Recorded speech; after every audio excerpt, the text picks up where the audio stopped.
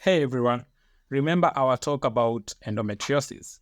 Well, today it's a continuation and we are digging into a similar issue called adenomyosis. If you missed our last video, check it out below. Uh, we'll explore more about this condition. So don't forget to hit like and subscribe for more health updates. And let's get started. Here's the thing, we don't know exactly why endometriosis happens. There are different theories trying to explain how it develops, but none of them can fully explain why endometriosis can occurs in all reported locations. One of the theories is menstrual regurgitation and implantation. Some people think that endometriosis happens when menstrual fluid with endometrial tissue flows backward and sticks to the peritoneal surface. In experiments with animals, putting menstrual fluid or endometrial tissue in the belly cavity can cause endometriosis. It's also seen in women with issues in the genital tract that block the normal flow of the menstrual fluid. This supports the idea that this process might cause endometriosis. Another theory is celiac epithelium transformation, which states that the cells lining different parts like the Mullerian duct, peritoneum, and ovaries share a common origin. Some suggest that these cells go back to their basic form and then change into endometrial cells. This transformation might be triggered by hormones from the ovaries or certain chemicals released during inflammation in the uterus. Another theory is genetic and immunological factors. Some believe that a woman's likelihood of getting endometriosis can be influenced by her genes and immune system. It seems more common in close relatives of those with the condition. Also, there are differences among races, with higher rates, for example, with higher rates in Asian women and lower rates in women of Afro-Caribbean origin. Another theory is vascular and lymphatic spread. Endometriosis can sometimes be found in uncommon places like joints, skin, kidney, and lung because it can spread through blood vessels and lymphatic channels to distant sites.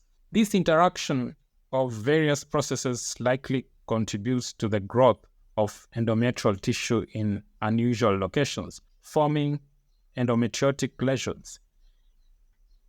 Now let us look at endometriosis with subfertility. Around 30 to 40% of endometriosis patients face difficulty conceiving, and the reasons are often complex. While it's clear how severe endometriosis can impact fertility due to anatomical issues, the connection between mild cases and infertility is less understood. Possible explanations range from hormonal problems like anovulation to issues with sperm or egg function. In simpler terms, the relationship between mild endometriosis and difficulty getting pregnant involves various factors that are not fully explained yet. It's not clear how mild endometriosis affects the ability to conceive. Some experts question if treating mild cases is helpful for fertility. However, if a person has symptoms related to endometriosis, treatment is usually recommended. Endometriosis tends to stick around and get worse over time, potentially causing problems with the reproductive organs. So, treating early stage endometriosis might prevent it from getting worse and causing damage to the reproductive system. That's why some cases involving specific areas are treated early, while others might not be treated. Overall, aside from physical damage, it's debated whether endometriosis directly causes infertility. Now, we are going to talk about adenomyosis. Adenomyosis is sometimes mistakenly called internal endometriosis because it involves endometrial glands deep within the muscle layer of the uterus. However, it's now seen as a separate condition affecting a different group of patients, and we are not yet sure what causes it. People with adenomyosis are often those who have had multiple pregnancies and are typically diagnosed in their late 30s or early 40s. They usually experience intense menstrual cramps and heavier menstrual bleeding.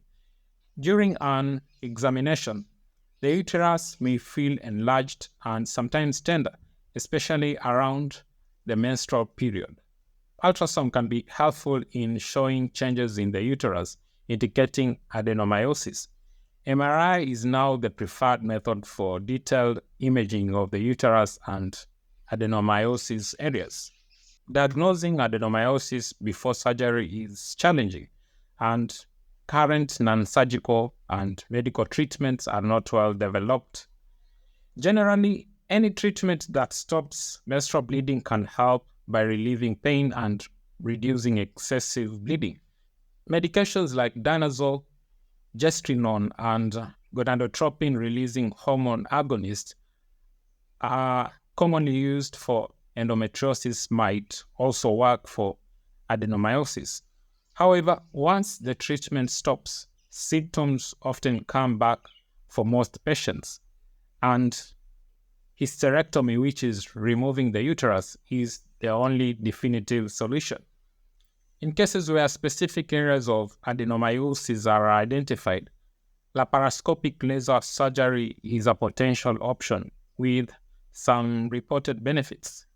That is the end, and if you found this information helpful, don't forget to like this video and subscribe for more health insights. Feel free to share your experiences or questions in the comments below. Thanks for watching and take care of your health.